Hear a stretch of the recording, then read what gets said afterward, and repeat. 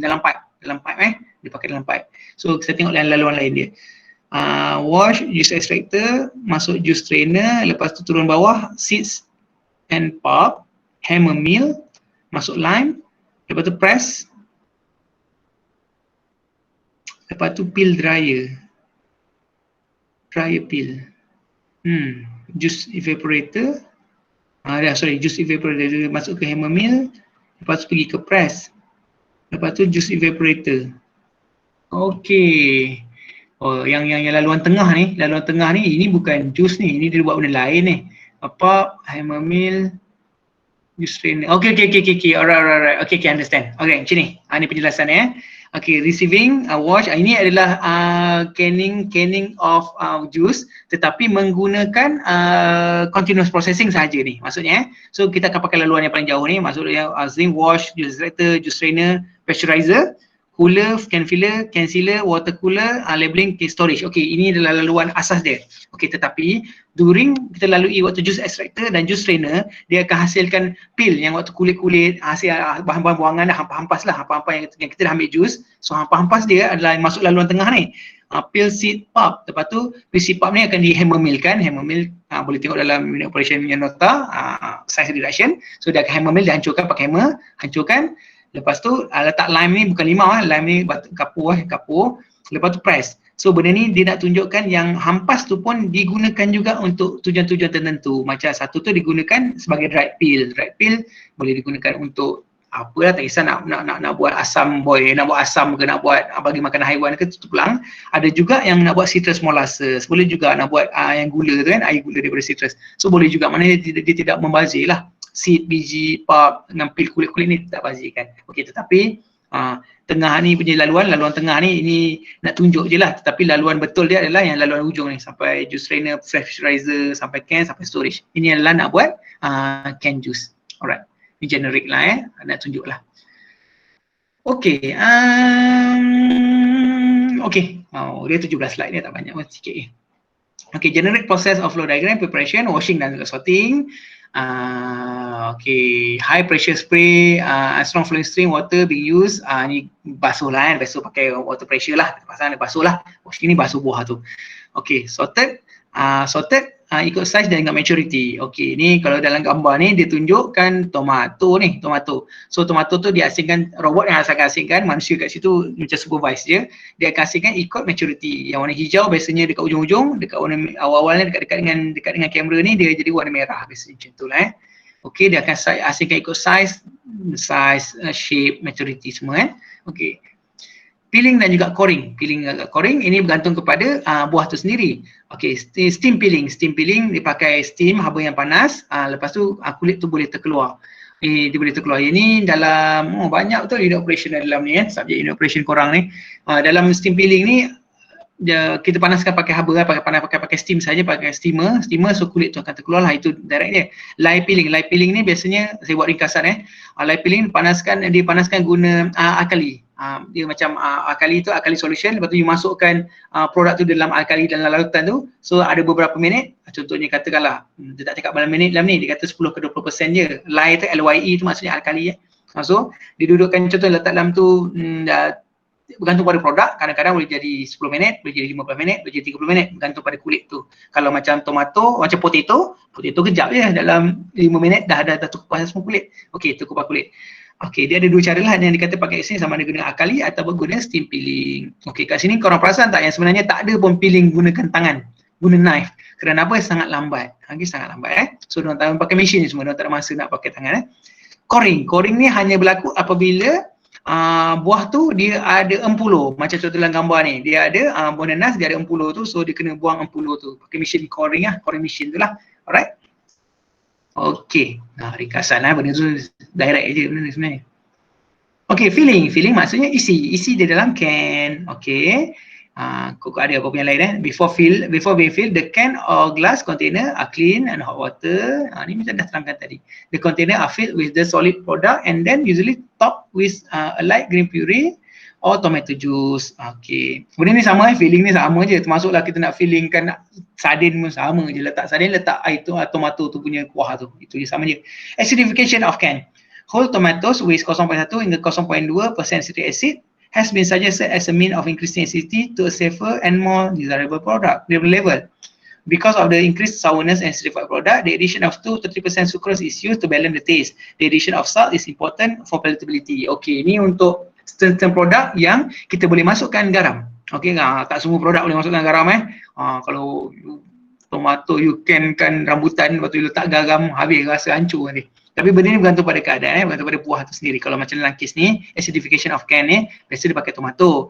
Can tomato ni, dia akan letaklah 0.1 hingga 0.2 citric acid tambahan. Okay, reason dia adalah untuk bila letak citric acid, pH akan turun lagi tau. pH akan turun. So, produk tu lebih safe lah. Lebih safe. Lepas tu, Zail mungkin rasa dia sedap lah sebab memang tomato memang asam. So, kenalah citric acid dengan dia. So, tapi dia kata kat bawah ni, kalau nak counter ni masam tu letak gula. Itu je lah. Letak gula untuk cover rasa masam. Alright? Itu je. Tapi tak semua produk boleh pakai. Kalau produk memang already masam tak apa. Kalau produk tu tak masam, dia manis, kalau letak benda ni hancur rasa dia. So exhaustion. Exhaustion yang tadi nak dia panaskan guna steam, tujuan dia adalah untuk keluarkan udara. Okay, objective to remove air so that the pressure inside the container following heat treatment and cooling will be less than atmospheric. Okay. Reduce internal pressure vacuum. Okay, dia nak kurangkan tekanan. So katakanlah dia maksudnya bila dia pakai dia panaskan ni, steam akan masuk ikut gambar, dia akan masuk ikut celah penutup can tu, akan masuk, dia akan tolak udara dalam ni keluar. So bila tolak udara keluar, can ni akan tutup lebih rapat. Penutup can akan tutup lebih rapat sebab tekanan dia lebih rendah daripada tekanan luar. So pressure udara luar ni akan lebih kuat tutup dia, tekan dia supaya dia akan tutup lebih rapat lah. So maksudnya bila can ni tujuan untuk merendahkan pressure di dalam ni, di dalam ruang ni, head space ni, merendahkan pressure situ Selain ada fungsi-fungsi lain lah. Fungsi-fungsi lainnya reduce internal pressure vacuum, it help to keep the air drown in. Okay. Reduce strain on the container during processing, minimize the level of oxygen. Ini paling penting sebenarnya, minimize level of oxygen. Itu je sebenarnya. To extend the shelf life of the product, itu kesan daripada minimization tu of oxygen tu. Prevent bulging of the container at high altitude. Okay. High altitude ni sekiranya canning ni, produk can ni dibawa menaik kapal terbang. So bila kalau dia high pressure kat dalam ni, kalau katalah kat dalam tak buat ni high pressure, so kembang lah, dia akan kembang, can ni akan macam bengkak seolah macam rosak, padahal tak rosak pun sebab tekanannya, perbezaan tekanan sebab dia kapal terbang. Okey, itu reasonnya. Tapi biasanya most of the time canning kita hantar daripada negara ke negara pakai kapal laut. Kita tak pakai kapal terbang. Kapal terbang sangat mahal. Unless benda tu sangat special lah, baru kita hantar pakai kapal terbang. Okey, seterusnya sealing. Okey, seal process. Seal yang digunakan, sealing proses digunakan ni adalah double seam. Double seam. Maksud double seam tu apa? Okey, awak tengok kat gambar ni.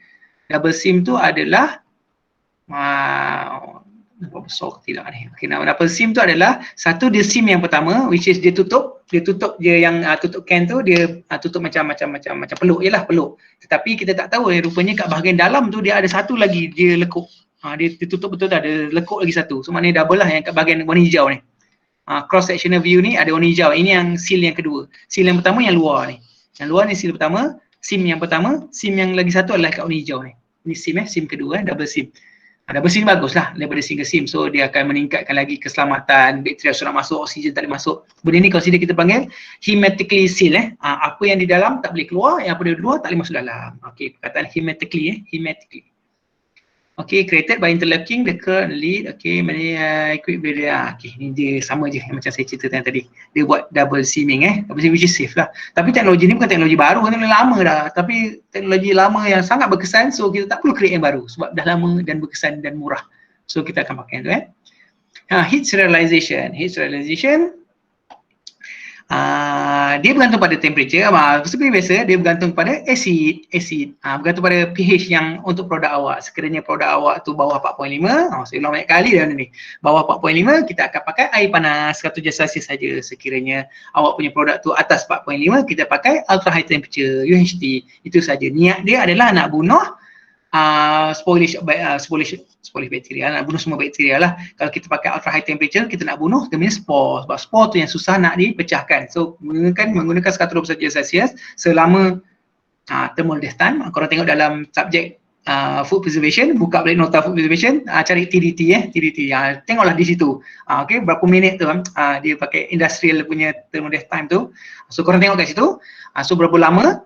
Biasa tier 12, lepas tu darab 12 kali 12 log cycle tu. So nanti korang tengoklah benda tu, saya tak cerita yang tu.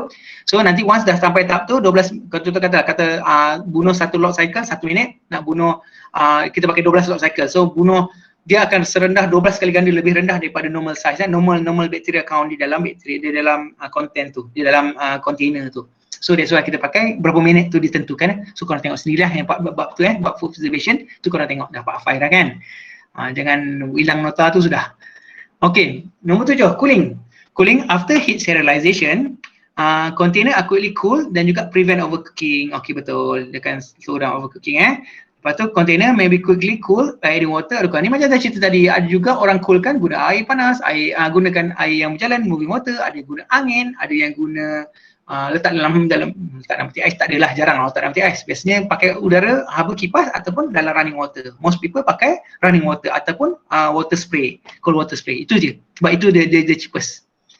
Okay, labeling and casing. Labeling and casing ada dua jenis. Satu, casing yang macam can, ada yang macam dalam gambar ni, dia tu kertas yang balut. Selepas dia can, dia balut dengan kertas. Dekat kertas tu adalah tulis dia punya food, dia punya nutrition fact semua tu. Okay. Tapi ada satu lagi cara yang macam dalam minuman, dalam air Coke ke Coca-Cola ke Pepsi ke apa ke, yang mana yang can tu memang label tu dah di-printed dah dekat can tu. So tinggal filling dah siap dah. So dia skip dah proses labeling ni sebab dia memang label tu dah dimasukkan siap-siap dalam packaging tu. So ada dua cara lah. So tak kisah as long as matlamat dia, kita nak memberi tahu kepada customer, inilah produk kita, inilah produk kami ada maklumat ni, jadi maklumat tu sampai kepada customer, udahlah dah okey dah. Okey, habis chapter 2.2. Ini overview sebenarnya, ni overview canning. So nanti awak sekarang dah tahu yang canning ni sebenarnya sama je untuk semua benda, sama je, tak kisah dia apa pun. Kalau nama dia canning, cara dia sama saja, cuma ada sikit-sikit perbezaan dekat preparation tu. Kalau macam sayur, dia mungkin kena blanch. Kalau buah-buahan tak payah blanch. Kalau buah-buahan kadang-kadang kena corer atau peeler. Kadang-kadang sayur tak payah. Itu je beza dia. Once masuk fill dalam container, rule yang sama akan diguna pakai, iaitu cooling dia, heat sterilization, mengandung pada pH, itu yang semua bermain semula. Itu fungsi korang ingat itulah fungsi food technologies korang ni dicipta untuk itu untuk tahu parameter-parameter ni. Sebab parameter ni industri kadang-kadang tak tahu tau, macam token ni kadang tak tahu, diorang meniaga tapi diorang tak tahu benda ni. So dia soalah fungsi-fungsi korang adalah untuk benda ni lah, sains di sebalik canning tu. Itu ya fungsi food technologies. Alright. Okay, adik-adik, apa nak tanya? Ada soalan nak tanya? Tak ada, sir. Tak ada Tak ada, sir. Alright. Okay, tak ada, sir. Alright. Okay, kalau tak ada tak apa. So sekiranya ada nanti boleh tanya saya lah kat WhatsApp. Okay, itu sahaja. Sekiranya tiada apa-apa, kita jumpalah minggu depan dalam waktu yang sama minggu depan insya-Allah. Okey, itu saja. Terima kasih. Assalamualaikum. Thank you, sir. Thank you, sir. Okey.